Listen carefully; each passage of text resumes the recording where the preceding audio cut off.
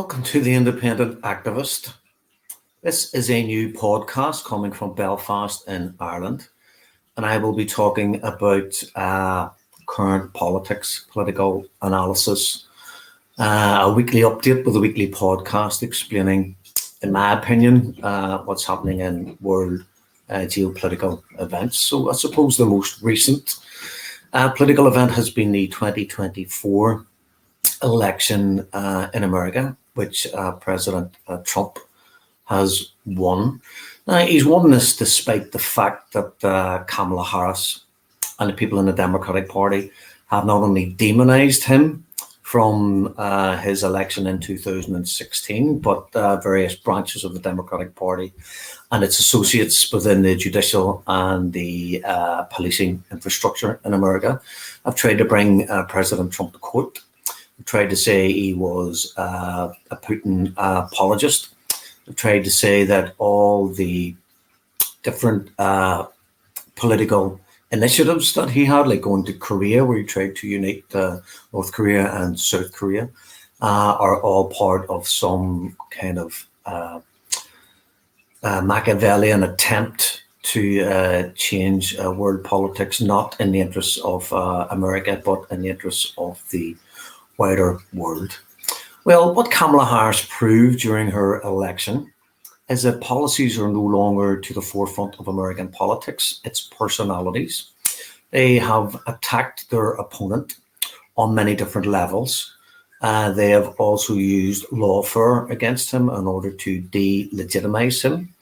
I believe in 2020 that the election at that stage was stolen from President Trump. He is an anti-establishment populist politician. Now, his background is in business, not in politics. So he isn't tainted by the corruption that is so apparent and so obvious and so throughout, it's pervasive throughout American politics.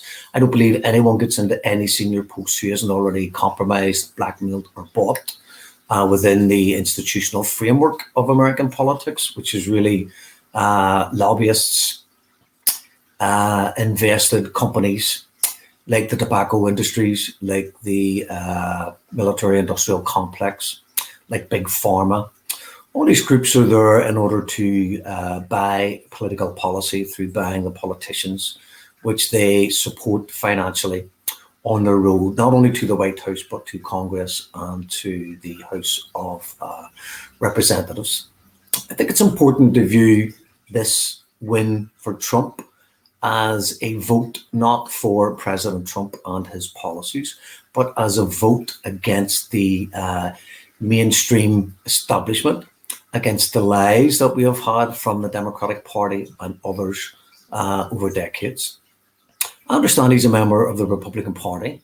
He represents a lot of their core conservative values, but he is a man who speaks his mind. He's a man who speaks his truth. He is a man who is actually quite entertaining to listen to at times. I don't agree with all of his politics.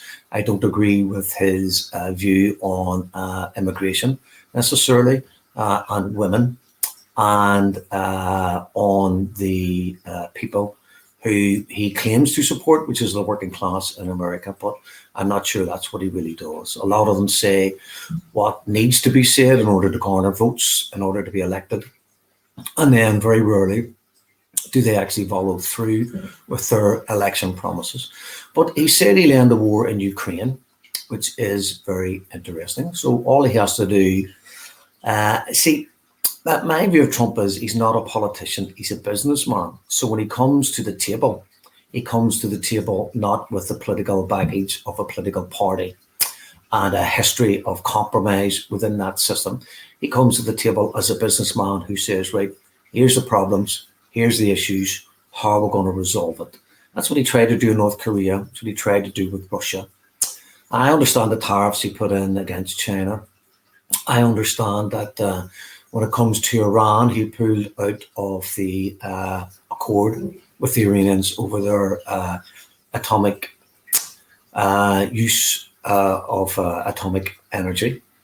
Uh, at times, he appears to fall foul of American deep state foreign policy, and perhaps his hands have been tied behind his back. But hopefully, this time, as he comes forward, he'll tell Zelensky in Ukraine that you're no longer going to get support from America. This war is now over. You need to sit down with the Russians and find out some form of political compromise to end the war. And that should have happened under the Minsk I and Minsk II agreements. If you look at the war between Ukraine and Russia, you will find that Biden started this along with Victoria Nuland when they spent $6 billion to bring about regime coup in Ukraine, in Kiev. So the democratically elected leader was ousted by a fascist right-wing cabal of groups like the Azov group and others who supported Bandera, who is a character from the Second World War who was fully complicit in the murder of the Jews in the Ukraine during the Second World War. So we have this fascist-loving right-wing cabal installed as an anti-democratic coup against the elected government in 2014, which led to the cessation of Luhansk and Donetsk as secessionist regions within eastern Ukraine. I've spoken to people there, and they've told me they didn't leave Ukraine. Ukraine left them, that they did not want to live under a fascist coup when they had a democratically elected government and president in place. And at the murder of all the people in Odessa on the 2nd of May, I think 2014, where they attacked and then burnt down the trade union building, leading to a massacre of the people inside. Many had been beaten. It's claimed some had been raped. Some were being shot at as they stood on the roof or at the windows of the building, which was on fire, trying to escape, and encouraged people to jump to their deaths. So we've had the coup in Ukraine brought about by Biden in 2014. Then you've had the war between Ukraine and Russia, which was brought about in 2022, 2 years after genocidal Joe Biden, had been elected to the Oval Office. So every death in Ukraine, every death in the Ukraine-Russian war is down to Joe Biden and the Democratic Party, who forced the regime change against the will of the people. They then armed and financed and directed this coup in order to subjugate, subdue, and oppress the people in eastern Ukraine, who decided that they had the right not to live under a foreign American-inspired coup, a right-wing fascist anti-Russian coup, and they decided that they would form their own governments, democratically elected by the people, for the people, which led then to further escalations between Ukrainian and Russian politics, and then NATO supporting the Ukraine in a proxy war on behalf of America against the Russians have led us to the state of affairs we're in, where President Trump claims he will now end this war. Now, the only other really ongoing war of any global magnitude at the moment is the Israeli war upon the civilian population of Gaza, where they're using starvation as a weapon of war, where they are bombing people. They bomb them out of their homes. They bombed them out of their refugee centres. They bombed them out of their schools, their hospitals, their universities, their civic buildings. And they're now bombing those who are left alive in tents with 2,000 and 5,000 pound bombs dropped from American F-16 and F-35 fighters. This is America's war. This is Biden and Kamala Harris's war against the innocent people of Gaza, and now the innocent people in Lebanon, and potentially the innocent civilian population of Iran. So with Biden gone, with these war hawks gone, with this duopoly of the Democratic Party and the military industrial complex, hopefully what we will see with Trump coming into power, he may have been looking votes off the Palestinian and Arab electorate in the United States, but he claims that he will bring the war to an end in West Asia. He has claimed that he's told Netanyahu this must be finished by January, which sadly gives him another 3 months minimum to continue the murderous, genocidal, ethnic cleansing of Gaza and the West Bank, and increasingly the Lebanon.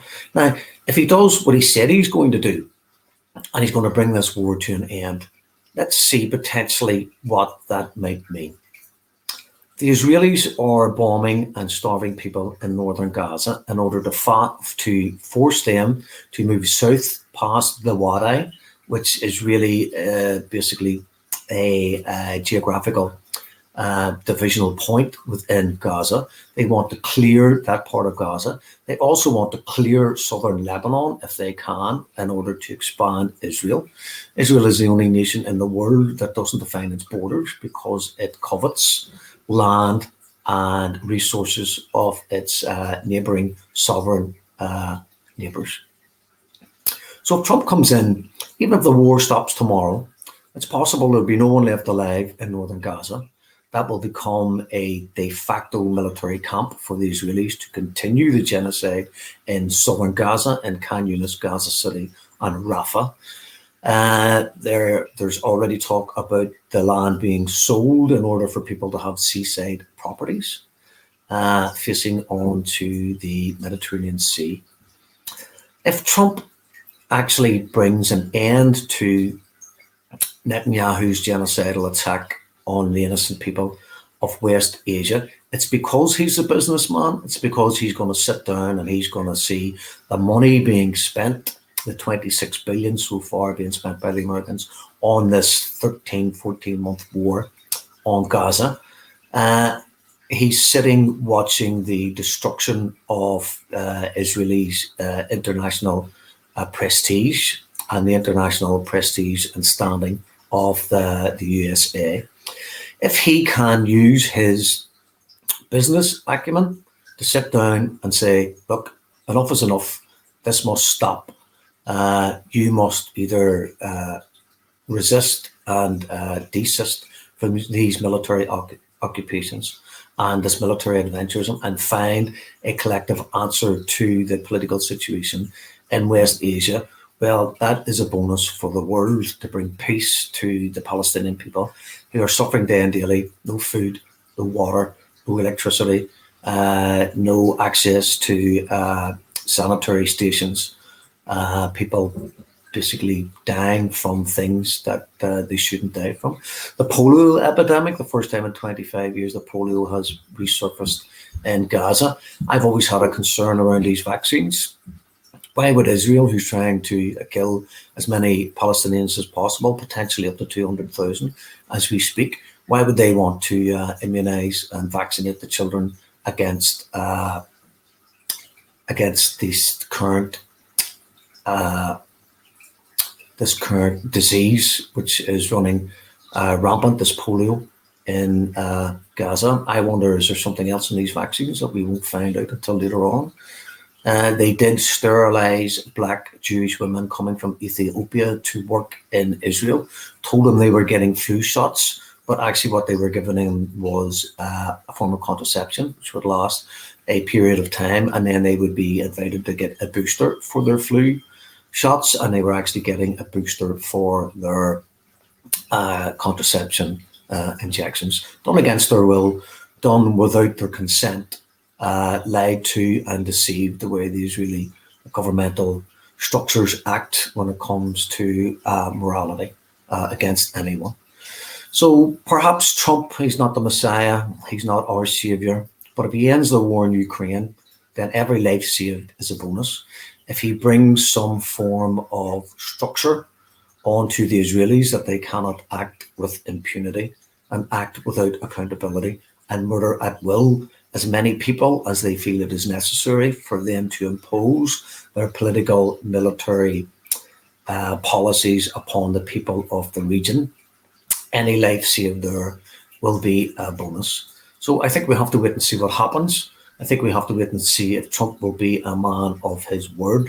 But there's no doubt, had Harris been elected, that we would have continued with the genocide, if not actually watched it getting worse. And an attack upon Iran, I think, is more likely under Biden than it would be under Trump. So it's going to be, I was tempted to say, an interesting first couple of months when he takes office, but it's going to be a very, very, very dangerous time. There'll be so many people against what he's planning to do, against stopping the war in Ukraine, against stopping Israel's military adventurism, that he may find it very difficult to institute his policies. He may suffer more lawfare. He may actually suffer another attempt on his life. Sometimes I feel he's possibly a dead man walking. Once he rattles too many cages, once he upturns too many apple carts, once he goes against the military-industrial complex, his life might become more and more endangered. So let's see where it goes. We can only hope for the best in the short term, and we can only hope that a change of government, which includes the Congress and the House of Representatives, Trump will be in a position to push through whatever policies he wants without any real opposition.